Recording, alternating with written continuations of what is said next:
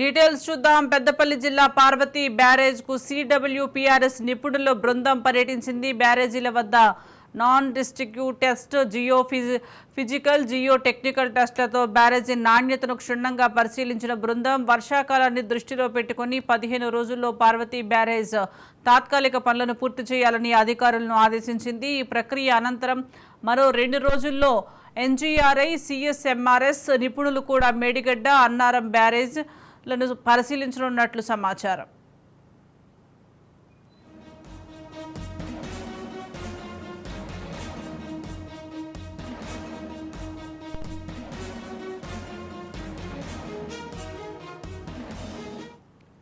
పరిశీలించనున్నట్లు సమాచారం.